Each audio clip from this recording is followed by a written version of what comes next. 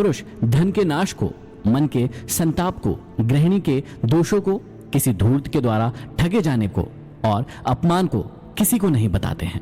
यह मनुष्य की सहनशीलता की ओर इशारा करते हुए कहा है कि बुद्धिमान व्यक्ति वही है जो अपने परिवार के नुकसानों को और दोषों को छिपाकर सहन कर लेता है, क्योंकि उसका प्रदर्शन करने से केवल जगहसाई ही होती है। ऐसी बातों को कभी भी अन्य व्यक्तियों के सामने उजागर नहीं करना चाहिए। चाणक्य का मानना है कि कई बार संकोच की प्रवृत्ति के कारण मनुष्य को हानि उठानी पड़ती है। मनुष्य के लिए यह जरूरी है कि किसी भी आर्थिक व्यवहार में उसे लिखा पढ़ी कर लेनी चाहिए।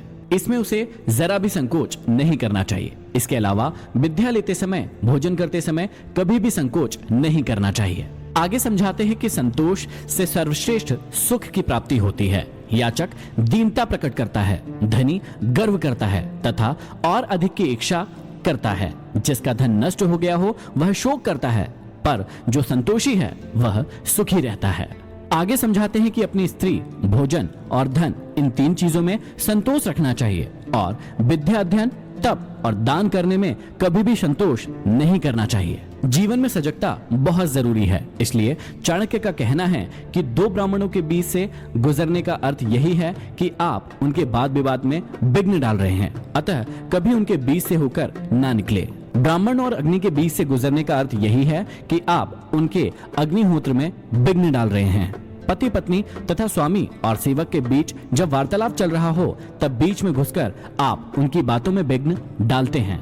इसी तरह बैल और हल के बीच से निकलते वक्त चोट लग जाने का भय बना रहता है, अतः इन बातों का हमेशा ध्यान रखना चाहिए। आगे समझाते हैं कि पैर से अग्नि, गुरु, ब्राह्मण, गौ, कन्या, वृद्ध और बालक को कभी नहीं छूना चाहिए। इन्हें पैर से स्पर्श करने पर पाप लगता है, क्योंकि ये सभी आदरणीय हैं। चाणक्य कहते हैं कि बैलगाड़ी से 5 हाथ, घोड़े से 10 हाथ, हाथी से 1000 हाथ दूर बचकर रहना चाहिए और दुष्ट पुरुष या राजा का देश छोड़ ही देना चाहिए। यहाँ वो ये समझाना चाहते हैं कि जो जितना अधिक दुष्ट है उससे उसी अनुपात में दूरी रखते हुए जीवन यापन करना अच्छा होता है। आगे समझाते हैं कि हाथी को अंकुश से, घोड़े को चाबुक से, सींग वाले बैल को डंडे से और दुष्ट व्यक्ति को वश करने के लिए हाथ में तलवार लेना आवश्यक है।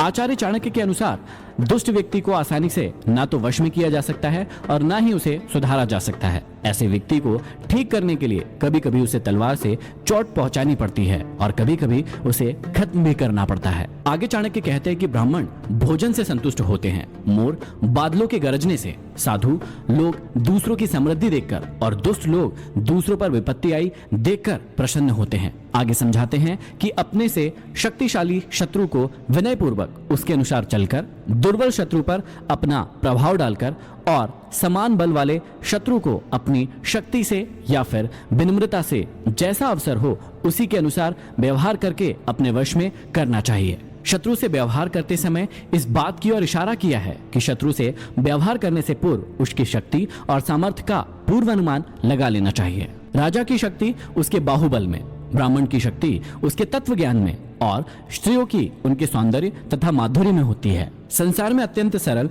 और सीधा होना भी ठीक नहीं है। वन में जाकर देखो कि सीधे वृक्ष को ही पहले काटा जाता है और टेढ़े मेढ़े वृक्षों को छोड़ दिया जाता है। इस बात में जीवन की सच्चाई की ओर संकेत किया है। सीधापन आदमी की कमजोरी का परिचायक माना जाता है। उसे हर कोई सताने लगता है, परंतु टेढ़े स्वभाव के दुष्ट व्यक्तियों से कोई भी उलझना नहीं चाहता, सभी उनसे बचना चाहते हैं। जिस सरोवर में जल रहता है हंस वही रहते हैं और सूखे सरोवर को छोड़ देते हैं। मनुष्य को ऐसे हंसों के समान नहीं होना चाहिए कि बार बार स्थान बदले। चाणक्य का मत है कि मनुष्य के लिए अपना स्वार्थ ही प्रमुख नहीं होना चाहिए। जिस स्थान विशेष से एक बार नाता जोड़ लिया जाए तो उसे कठिनाई आने पर भी नहीं छोड़ना चाहिए। कमाए हुए धन का दान करते रहना ही उसकी रक्षा है। जैसे तालाब के पानी का बहते रहना ही उत्तम है। तालाब का पानी एक ही स्थान पर रुका रहेगा तो वह सड़ जाएगा। संसार में जिसके पास धन है उसी के सब मित्र होते हैं, उसी के सब बंधु बांधव होते हैं। वही श्रेष्ठ पुरुषों की गिनती में गिना जाता है और वही ठाट बाट से जीवन जीता है। चाणक्य कहते हैं कि धन के बिना कोई भी कार्य नहीं चलता है। धन परमात्मा तो नहीं है, परंतु उसका छोटा भाई अवश्य है। जिसके पास धन है वही कुलीन है, विद्वान है, शास्त्र यज्ञ है, गुणी है, वक्ता है। धन कमाओ मगर ईमानदारी से कमाओ। अत्यंत क्रोध करना, कड़वी वाणी बोलना, दरिद्रता और अपने सगे संबंधियों से वैर विरोध करना, नीच पुरुष का संग करना, छोटे कुल के व्यक्तियों की नौकरी अथवा सेवा करना, ये 6 दुर्गुण ऐसे हैं जिनसे युक्त मनुष्य को पृथ्वीलोक में ही नरक के दुखों का आभास होता है। मनुष्य यदि सिंह की मांद के पास जाता है तो गजमोती पाता है, और यदि सियार की मांद के पास जाता है तो बछड़ी की पूंछ और गधे के चमड़े का टुकड़ा पाता है। भाव यह है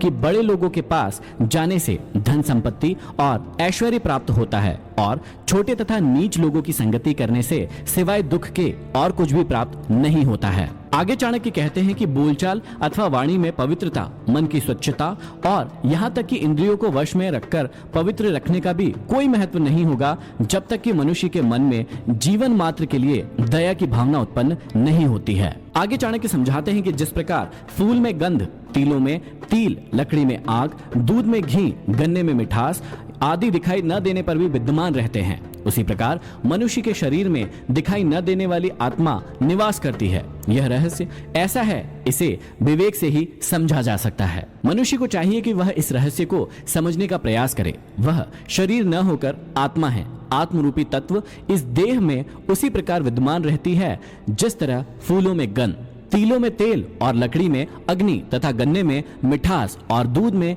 घी विद्यमान होने पर भी वह दिखाई नहीं देते, लेकिन वे उसमें हैं। इसी प्रकार हम सब में भी कई सारे गुण उपस्थित हैं। उन्हें पहचान कर उन्हें बाहर निकालने की कोशिश कीजिए।